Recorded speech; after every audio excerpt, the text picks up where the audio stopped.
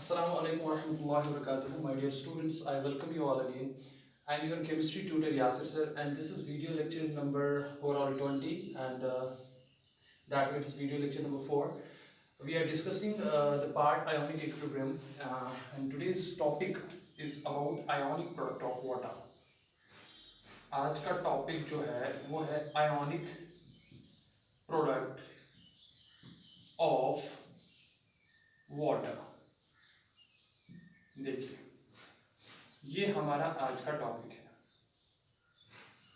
इस टॉपिक को समझने के लिए what we do, we all know that water जो है, water is a good conductor of electricity but not that much good conductor of electricity. Water में जो है इलेक्ट्रिसिटी वो पास होती है लेकिन उतनी ज़्यादा नहीं होती है जितनी कंडक्टर्स में होती है. और ऐसा क्यों है, वाटर क्यों कंडक्ट इलेक्ट्रिसिटी करता है? That is because of the self ionisation of water. Because water जो है वो पर्टिकुलर टेम्परेचर पे खुद ही आयोनाइज हो जाता है और कॉरस्पॉन्डिंग आयॉन्स देता है. जैसे मैं यहाँ पे अगर आपको लिखूँ ऐसे, देखिए, suppose like this H2O, if it gets self-ionized, self-ionization will take place. It will form H plus and OH minus. This is called as self-ionization of water. This we called as self-ionization of water. So this is proton, this is hydroxide ion. So at a particular temperature, water molecules they undergo self-ionization to some extent. Fully तो नहीं होता है, only some molecules gets ionized, and we call that ionization as self-ionization. तो इस self ionization की वजह से क्या होता है, पानी में जो है आयोन्स जनरेट हो जाते हैं और ये आयोन्स जब इलेक्ट्रिक करंट पास करने की वजह से मूव करते हैं तो that's why water is a conductor of electricity, but not that much conductor of electricity because the concentration of ions produced by the self ionization of water is very less. You can also write the same this way. अगर आप 2 times water लेंगे, अगर आप ऐसे दिखाएंगे कि एक में से H प्लस जाएगा दूसरे पे ऐड होगा तो वो बनेगा H3O plus and OH minus. तो ये भी एक तरीका है, आप ऐसे भी दिखा सकते हो. आप ऐसे दिखाइए माय डियर स्टूडेंट, से आप ऐसे दिखाइए, दोनों जो है वो एक ही इंफॉर्मेशन आप तक पहुंचा रही है. That this is called as self ionisation of water, and at particular temperature water molecules get self ionized to produce ions, and due to the presence of these ions the water acts as a conductor of electricity. Now since the process is reversible because the complete ionization does not take place, what happens if you apply the law of equilibrium to this process? आप इस process पे दिखाइए, इस process पे दिखाइए, एक ही बात है. चलो मैं इस प्रोसेस पे दिखाता हूँ. बिकॉज हम जो है प्रोटॉन ज्यादातर दिखाते हैं with respect to hydronium ion. आप ऐसे भी दिखा सकते हो, आप इन टर्म्स ऑफ खाली H प्लस भी लिख सकते हो, तो दोनों सेम है. तो मैं क्या करूंगा, मैं लिखूंगा यहाँ पे applying law of chemical equilibrium. अगर मैं इस प्रोसेस को जो मैंने ऊपर दिखाई इसको लॉ ऑफ केमिकल इक्विलिब्रियम जो है वो अप्लाई करूंगा, applying law of chemical equilibrium to वो प्रोसेस, व्हाट वी गेट, देखिए यहाँ पे. तो चलिए इस प्रोसेस पे आप अप्लाई कर सकते हैं या उस प्रोसेस पे भी कर सकते हैं. चलो दोनों में से जहाँ पे भी आप करना चाहो, it's mean one and the same thing. चलो मैं ऊपर वाली पे करता हूँ. तो क्या होगा, तो बताइए उस प्रोसेस के लिए K किसके बराबर होगा? K will be equal to that is molar concentration of H plus into molar concentration of OH minus divided by जो रिएक्टेंट साइड है आपका, that is molar concentration of water. ये एट इक्विलिब्रियम की मैं बात कर रहा हूँ. और कभी कभार स्टूडेंट्स देखेंगे कि H प्लस की जगह आप H3O प्लस भी लिख सकते हो, हाइड्रोनियम भी लिख सकते हो. अब मुझे बताइए ये क्या है, what is K? K is called as dissociation constant of water. तो मैं यहाँ पे लिखता हूँ, यहाँ पे जो K रिप्रेजेंट करता है this is called as ionization, या मैं ऐसे भी लिख सकता हूँ, this is called as ionization और dissociation constant. It is called as ionization constant और डिसोसिएशन कांस्टेंट ऑफ वाटर.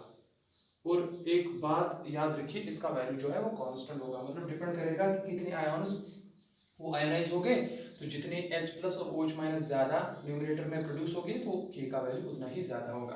अब देखिए यहाँ पे जो कॉन्सेंट्रेशन ऑफ वाटर है वो हम क्या लेते हैं, वो यूजुअली हम कांस्टेंट लेते हैं. बिकॉज मैंने आपको कहा दैट यहाँ पे जो सेल्फ आयोनाइजेशन हो रही है पानी की, ये बहुत कम हो रही है.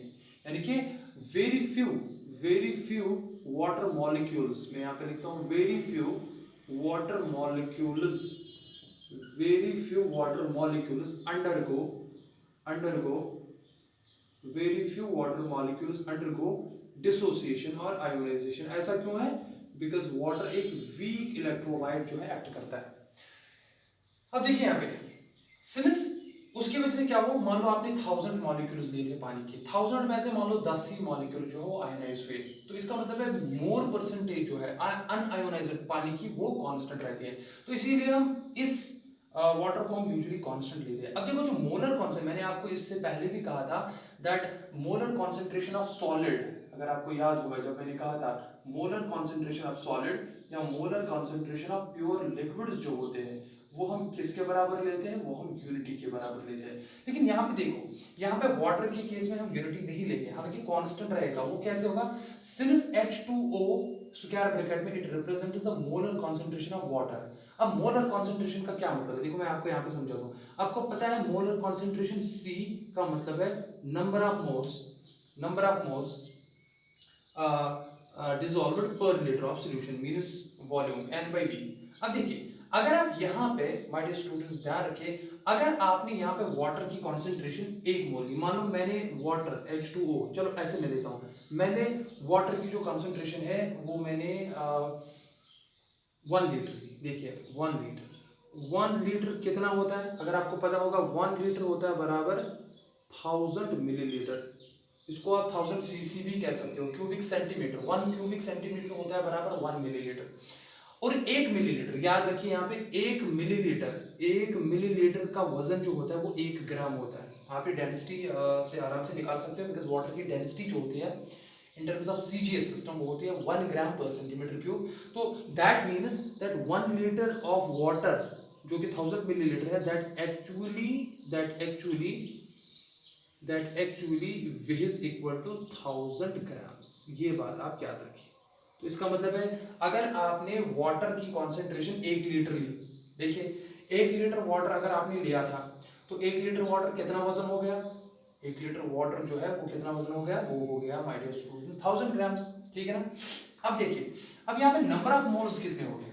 नंबर ऑफ मोल्स, वॉल्यूम तो लीटर है, पर लीटर है यानी कि 1 लीटर है। ठीक है ना।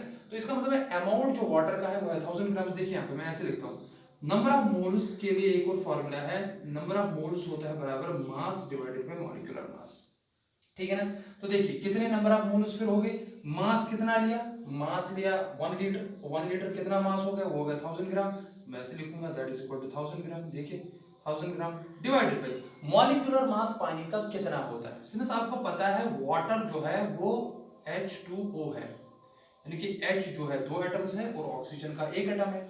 और ऑक्सीजन का आपको पता है, देखिए अब हाइड्रोजन 2 है, एक हाइड्रोजन का एटॉमिक मास 1 यूनिट होता है, तो 2 का कितना होगा? मैं लिखूंगा 2 × 1, ठीक है ना, प्लस ऑक्सीजन का 1 का कितना होता है? 16 यूनिट्स। तो बताओ टोटल कितना हो गया? ये हो गया 16, 2 × 1 दैट इज 2, 16 + 2 इसका मतलब होता है 18 यूनिट्स। तो 18 यूनिट जो है वो है मोलर मास और molecular mass of water.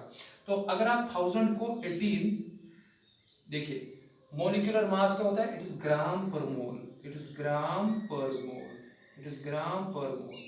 Because एक मोल में ग्राम्स में कितना, आपने पढ़ा होगा मोल कॉन्सेप्ट में that one mole of water equal to it is gram molecular mass and that is equal to 18। ठीक है ना। तो वही मैंने लिखा ग्राम पर मोल, एक मोल के हिसाब से। अब देखिए आप, अब ग्राम ग्राम तो कैंसिल हो जाएगा, पर मोल ऊपर जाएगा, तो अगर आप 1000 को 18 से डिवाइड करोगे ना डियर स्टूडेंट्स, वो 55.5, तो मोल ऊपर जाएगा, इसका मतलब है मोल। अब देखिए ये तो मोल निकला आपको, लेकिन ये निकला आपको नंबर ऑफ मोल्स। लेकिन अगर आप मोलर कॉन्सेंट्रेशन की बात करेंगे, सी की बात करेंगे, सी किसके बराबर है? n divided by v। सबको समझ आ रहा है ना। अब देखो n कितना निकला आपको? n निकला आपको 55.5 मोल्स। अब सिंस वॉल्यूम आपने लिया है 1 लीटर, 1 लीटर जो कि आपने 1000 लिया था, तो इसका मतलब है कितना हो गया मोलर कॉन्सेंट्रेशन वाटर का?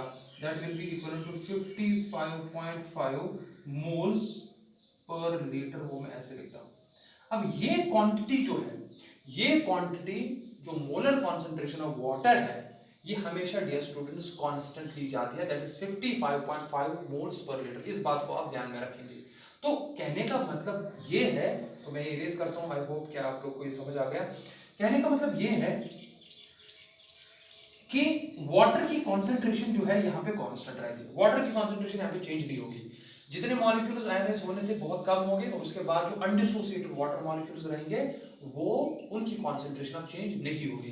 जब उनकी कॉन्सेंट्रेशन चेंज नहीं होगी तो चलो ठीक है, हम क्या लिखते हैं नीचे, हम ऐसे लिखते हैं, देखिए आराम से समझिए आप। तो मैं क्या लिखूंगा, मैं यहाँ पे लिखूंगा, अब देखो K भी कांस्टेंट है और वाटर की कॉन्सेंट्रेशन भी कांस्टेंट है। और कितनी है वाटर की कॉन्सेंट्रेशन, मोलर कॉन्सेंट्रेशन, वो मैंने अभी कहा, that is equal to 55.5 moles per litre. Litre inverse में लिखा, वही होता है मोल पर लीटर। अब देखिए जरा यहाँ पे कीजिए, तो क्या मैं लिख सकता हूँ देयरफॉर ऐसे, K मल्टीप्लाइड बाई वाटर की कॉन्सेंट्रेशन।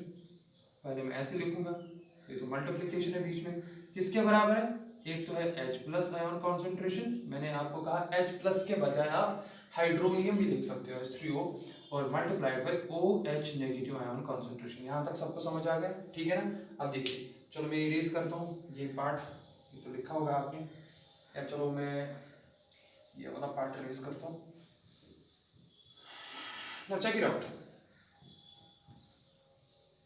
अब यहाँ पे ध्यान दीजिए, K जो कि डिसोसिएशन कांस्टेंट था, और वाटर की जो कॉन्सेंट्रेशन दैट इज 55.5 मोल। तो अगर मैं यहाँ पे लिखता हूँ उसके बजाय मैं ऐसे लिख सकता हूँ, चलो वाटर के लिए आप 55.5 लिखो, तो क्या आएगा, K इंटू 55.5। अब मोल्स पर लीटर लिखना जरूरी नहीं है बिकॉज यूनिट आपको पता है, तो किसके बराबर है, that means product of molar concentration of H plus and OH minus. I hope it is clear. अब देखिए constant multiplied by another constant, so these two are constants. तो इन दो कांस्टेंट्स के बजाय हम एक ही कांस्टेंट लिखेंगे and I will represent that constant as KW। So KW is equal to शाबाश H plus into OH minus. देखिए so this is called as, आप खुद ही देखो ना, जब वाटर डिसोसिएट हो रहा है, एक निकलता है H प्लस, दूसरा निकलता है OH माइनस, यानी कि वाटर जब आयोनाइज हो जाता है तो आयोन्स जो बनते हैं, एक बनता है H प्लस, दूसरा बनता है OH माइनस। और आप देखो KW किसके बराबर है, उन्हीं आयोन्स का प्रोडक्ट है, तो इसी को हम कहते हैं ionic product of water. Simple है, वाटर जब आयोनाइज होता है तो उसकी वजह से जो आयोन्स निकलते हैं वो निकलता है H प्लस और OH माइनस, और जब आप उन्हीं का प्रोडक्ट करते हो माय डियर स्टूडेंट्स, तो उसी को हम कहते हैं ionic product of water. So ionic product of water जो है वो रिप्रेजेंट किया जाता है KW से। और मैं यहाँ पे एक इंपॉर्टेंट पॉइंट लिखने जा रहा हूँ, एट 25 डिग्री सेंटीग्रेड जो रूम टेम्परेचर लिया जाता है, यहाँ पे इसको लिख सकता हूँ 298 केल्विन टेम्परेचर भी। इसका वैल्यू जो देखा गया है किसका, KW का, यानी कि इनके प्रोडक्ट का, वो देखा गया है 1.008 इंटू 10 रेज़ पावर माइनस 14। बात समझिए, इंटू 10 रेज़ पावर माइनस 14, जो हम सिंपलिसिटी के लिए हम सीधे ही लिखते हैं, in other words that KW is equal to 1.008 को हम नेग्लेक्ट करते हैं into 10 to the power minus 14, या आप सिंपली लिख सकते हो 1 into 10 to the power minus 14। इस बात को समझिए, ये पर्टिकुलर वैल्यू है KW का, यानी कि इनके प्रोडक्ट्स, आयंस के प्रोडक्ट्स का जो वैल्यू है वो देखा गया है 25 डिग्री सेंटीग्रेड पे, यानी कि 298 केल्विन टेम्परेचर पे, वो वैल्यू इतना देखा गया है। Since KW is a function of temperature, my dear students, बहुत इंपॉर्टेंट पॉइंट बताने जा रहा हूं, दैट KW जो है आयोनिक प्रोडक्ट जो है, ionic product KW, that is KW जो है, मैं यहाँ पे लिखने जा रहा हूँ, KW is a function of temperature, is a function of temperature. कहने का मतलब ये है, अगर आप टेम्परेचर चेंज करते हो तो KW का वैल्यू चेंज होता है, लेकिन एट पर्टिकुलर टेम्परेचर इसका वैल्यू कांस्टेंट है, and at 25 degree centigrade, that is 298 Kelvin, the value comes out to be 1.00 into 10 to the power minus 14। ये वैल्यू आपको हमेशा याद रखना है, ये वैल्यू आपको हमेशा याद रखना है। अब जो मैंने कहा KW is a function of temperature, इसका क्या मतलब हुआ, अगर आप टेम्परेचर चेंज करते हो तो KW चेंज होता है, and it has been seen that KW is directly proportional to the temperature। आप केल्विन में ले लो या डिग्री सेंटीग्रेड में ले लो, that means if you increase the temperature, ionic product increase, that means ions ज्यादा बनते हैं, तो वो तो कॉमन सेंस है, जब आप ज्यादा टेम्परेचर इंक्रीज करोगे तो वाटर मॉलिक्यूल्स की जो डिसोसिएशन होगी वो और ज्यादा बढ़ जाएगी, जिसकी वजह से ज्यादा आयोन्स प्रोड्यूस होंगे, और हायर टेम्परेचर्स पे इसका वैल्यू जो है वो देखा गया है इंक्रीज होता है। जैसे जैसे कि फॉर एग्जांपल ये 25 डिग्री सेंटीग्रेड पे है, अगर आप देखोगे at 30 degree centigrade, at 30 degree centigrade my dear students, K W का वैल्यू जो देखा गया है वो है 1.5 इंटू 10 टू द पावर -14। देखिए 1 और 1.5 में काफी फर्क है, यानी कि इंक्रीज हो रहा है।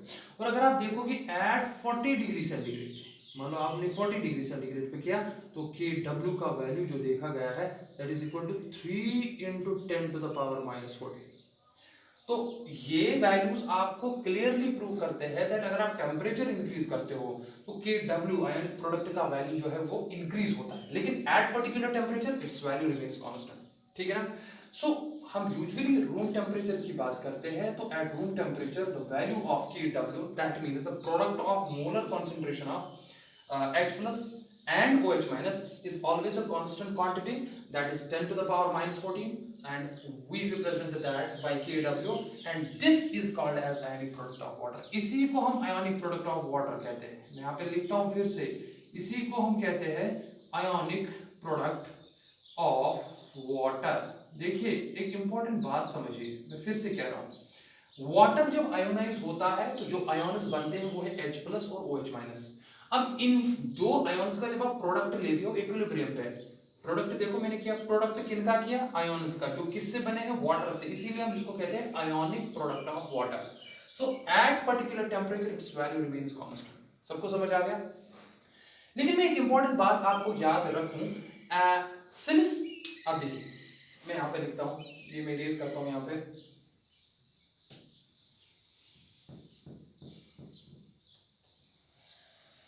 चेक कीजिए। चलिए ये तो आपने याद रखा कि W is equal to H proton that is H plus multiplied by OH minus, ये चीजें भी आपने सीख ली नीचे से। देखो what I want to say is that, ध्यान से समझिए मैं क्या बोलने चाह रहा हूँ। मैं फिर से कह रहा हूँ, आयोनिक प्रोडक्ट जो KW निकला वो क्या निकला, वो क्या है, वो किसके बराबर है? Molar concentration of H plus into molar concentration of OH minus. This is called as ionic product of water।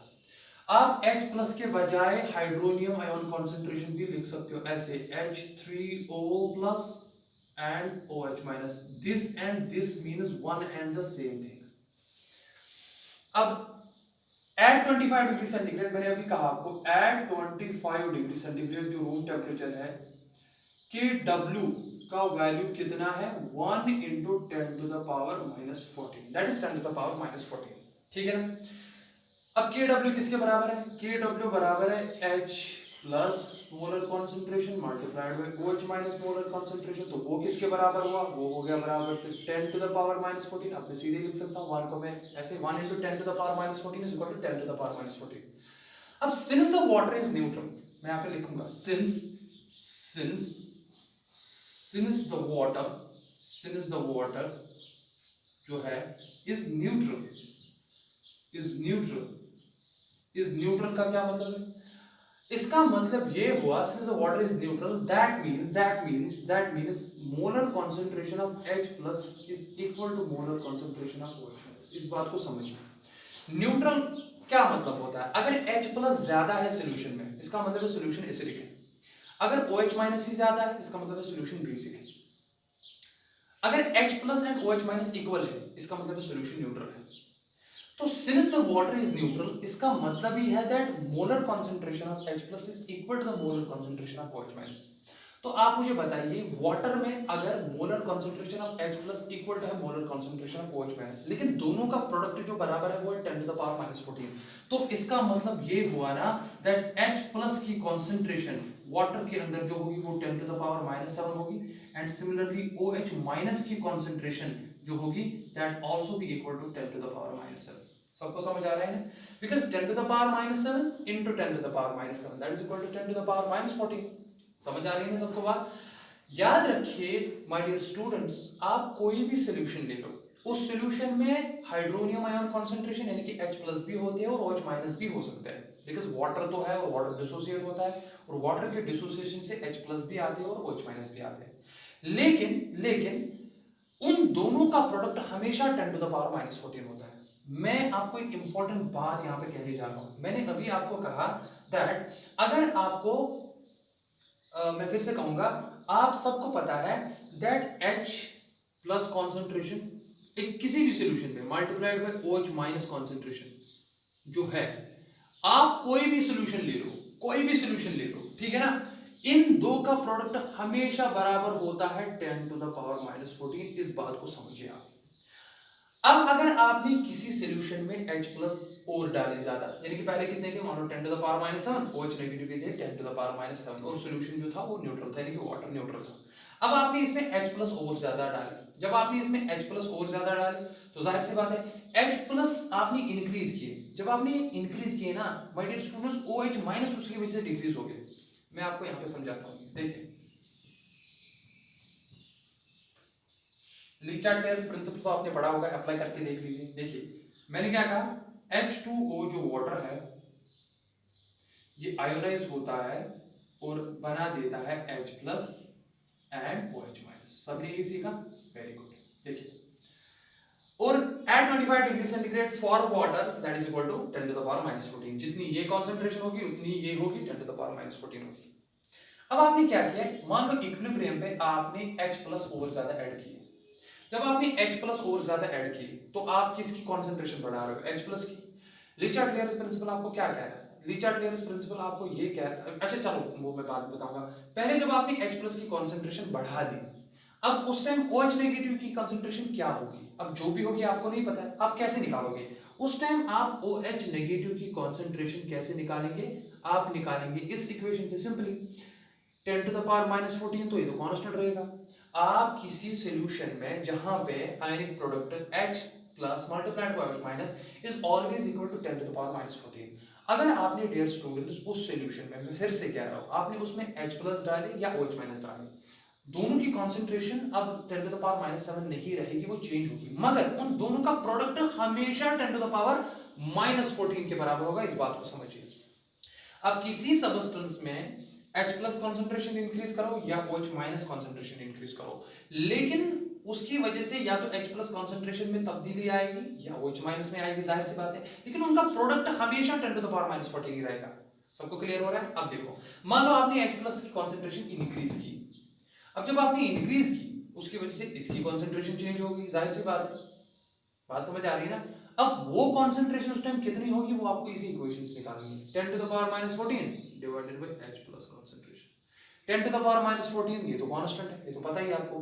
H plus पहले कितने थे, 10 टू द पावर माइनस 7, और जो आपने ऐड किए उसकी वजह से वो चेंज हुआ आपको पता है, तो आपको OH माइनस कॉन्सेंट्रेशन निकलेगी। सिमिलरली अगर आपको OH माइनस कॉन्सेंट्रेशन पता है और आपको H प्लस कॉन्सेंट्रेशन जो है वो निकालनी है, तो वो भी इसी इक्वेशन से निकलेगी, 10 to the power minus 14 divided by OH negative ion concentration.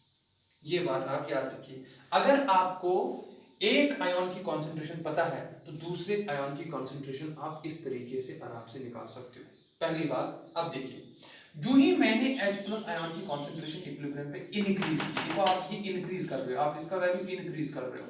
ली-चार्ट-लियर्स principal आपको क्या बताता है, ली-चार्ट-लियर्स प्रिंसिपल हमें ये बताता है कि आपने कॉन्सेंट्रेशन इंक्रीज की, इक्विलिब्रियम उस डायरेक्शन में शिफ्ट होगा जिसकी वजह से उसी की कॉन्सेंट्रेशन डिक्रीज होगी जिसकी आपने इंक्रीज की। तो वो कब पास होना है, जब आप ज्यादा ज्यादा H प्लस ऐड करोगे ना, वो extra H plus OH minus के साथ कंबाइन होकर वाटर बनाएंगे और उस time equilibrium shift backward direction में होगा। खाली इतना ही नहीं, खाली इतना ही नहीं, मान लो आपने OH नेगेटिव आयन की कॉन्सेंट्रेशन इंक्रीज की, तो OH नेगेटिव आयन की कॉन्सेंट्रेशन आपने इंक्रीज की, इक्विलिब्रियम उस डायरेक्शन में शिफ्ट होगा जैसे जिसमें OH नेगेटिव आयन की कॉन्सेंट्रेशन अब डिक्रीज होगी। ये डिक्रीज तभी हो सकता है जब ये H प्लस के साथ कंबाइन होकर वापस वाटर बनाएगा।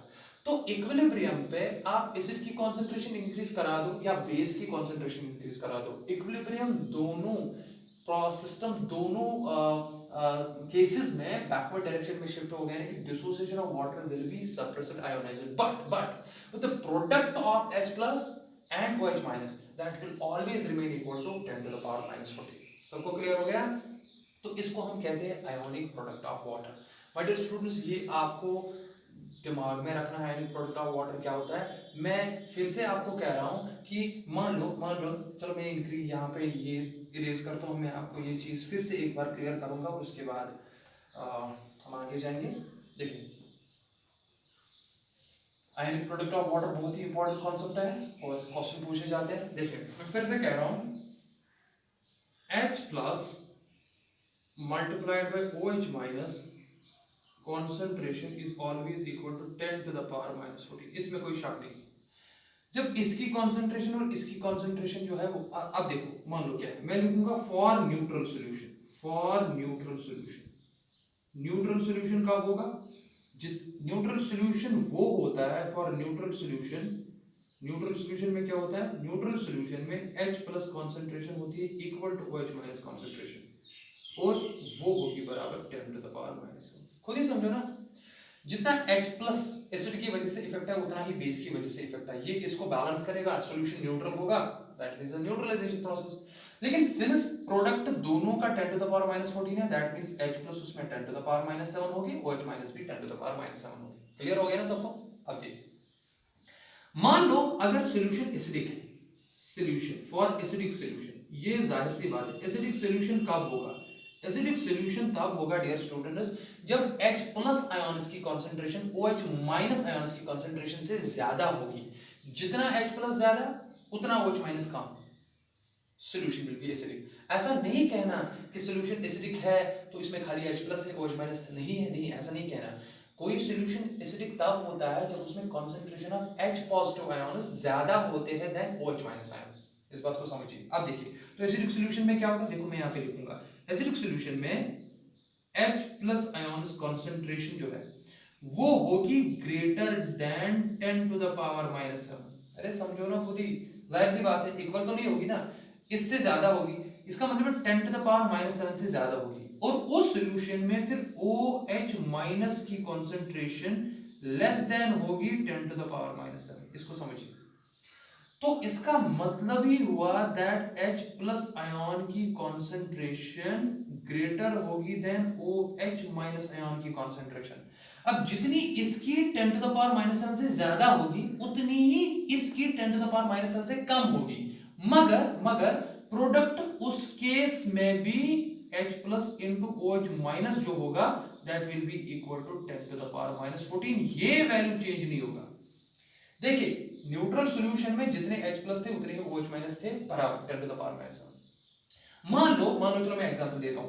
मैंने यहां पे कहा कि H प्लस आयंस की concentration 10 to the power minus 7 से ज्यादा है, किसमें? एसिडिक सॉल्यूशन में। फॉर एग्जांपल मैं कैसे कहूंगा, मैं कहूंगा H प्लस आयन की कंसंट्रेशन एसिडिक सॉल्यूशन में है 10 टू द पावर माइनस 5। अब जाहिर सी बात है 10 टू द पावर माइनस 5 ज्यादा है than 10 to the power minus 7। Negative में जितना पावर बढ़ता है उतना वैल्यू कम होता है। उस हिसाब से बताओ OH माइनस की कंसंट्रेशन कितनी होगी, तो बताओ ना खुद ही कितनी होगी।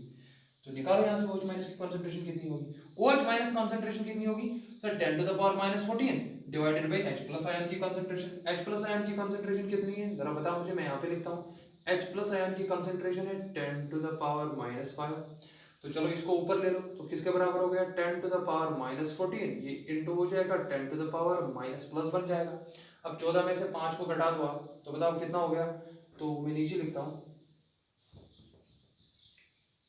तो 14 में से जब आपने 5 को हटा दिया बिकॉज ये प्लस में चला जाएगा, देखिए कितना हो गया। Therefore OH negative ion concentration will be equal to, तो 4 चले गए इसमें तो कितना बनेगा, ये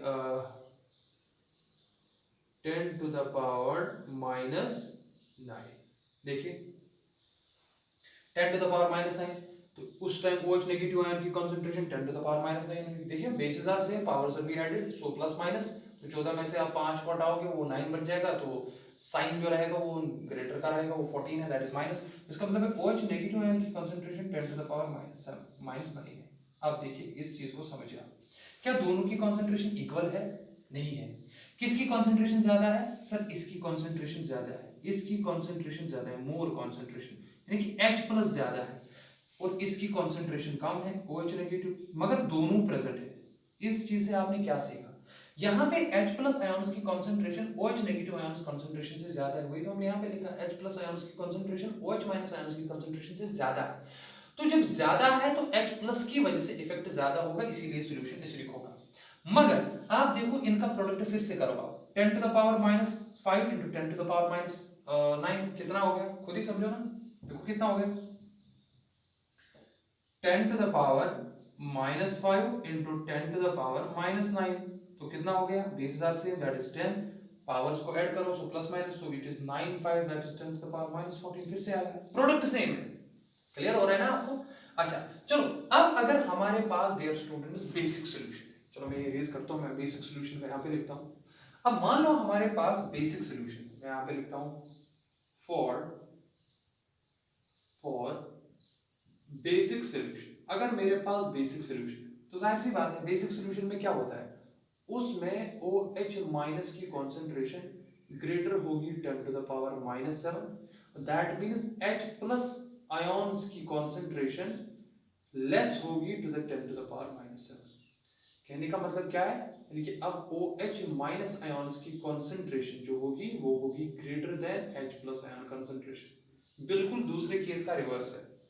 मैं फिर से कह रहा हूं, लेकिन उन दोनों का प्रोडक्ट फिर से 10 टू द पावर -7 होगा। तो याद रखिए न्यूट्रल सॉल्यूशन में H प्लस और OH माइनस की कॉन्सेंट्रेशन इक्वल होती है और दोनों की कॉन्सेंट्रेशन 10 टू द पावर -7 होती है, और प्रोडक्ट जो होगा वो 10 टू द पावर -14 होगा। एसिडिक सॉल्यूशन में H प्लस आयन की कॉन्सेंट्रेशन ज्यादा होती है देन OH माइनस कॉन्सेंट्रेशन, इसलिए वो एसिडिक है, लेकिन उनका प्रोडक्ट फिर भी 10 टू द पावर -14 होता है। और बेसिक सॉल्यूशन में OH नेगेटिव आयन की concentration H plus ion concentration से ज्यादा होती है, बट उसके केस में भी प्रोडक्ट जो उनका होता है वो 10 टू द पावर -14 होता है। यानी कि इस इक्वेशन को आप कभी नहीं बोलेंगे, जब भी आपको इक्वेशन यूज करनी होगी आप इस चीज को याद रखेंगे that H plus ion concentration multiplied by OH minus ion concentration is always a constant and that is equal to 10 to the power -14, और जिसको आप Kw से रिप्रेजेंट करते हो, इसी को हम कहते हैं आयोनिक प्रोडक्ट ऑफ वाटर। तो माय डियर स्टूडेंट्स, मैं उम्मीद करता हूं कि आपको आज का जो लेक्चर 20 है जिसमें हमने आयोनिक प्रोडक्ट ऑफ वाटर की बात की, तो आपको एक बहुत अच्छे से समझ आया। तो ionic product of water is basically defined as a product of molar concentration of H plus ion and hydroxide ions which is always a constant quantity at constant temperature and that is equal to 10 to the power -14। And in other words since हम H plus के बजाय H3O plus भी लिख सकते हैं, so in other words you can also write that the product of the molar concentration of hydronium ion and hydroxide ion is always a constant value that is represented by Kw, and at 25 degree centigrade this value is equal to 10 to the power -14। So we are going to use the concept of ionic product of water in the coming lectures. Till then आप अपना ख्याल रखिए और please आप मेहनत कीजिए। हमारा जो वीडियो लेक्चर नंबर 21 होगा एंड वैसे वीडियो लेक्चर नंबर 4 होगा, that will be based on pH. हम पीएच के बारे में बात करेंगे और पीएच में आयोनिक प्रोडक्ट ऑफ वाटर की बात की जाएगी, तो उसमें आप इस चीज़ का ध्यान रखेंगे। तो इंशाल्लाह मिलते हैं नेक्स्ट वीडियो लेक्चर में। टिल देन अपना ख्याल रखिए। फी अमानिल्लाह। अस्सलाम वालेकुम व रहमतुल्लाह।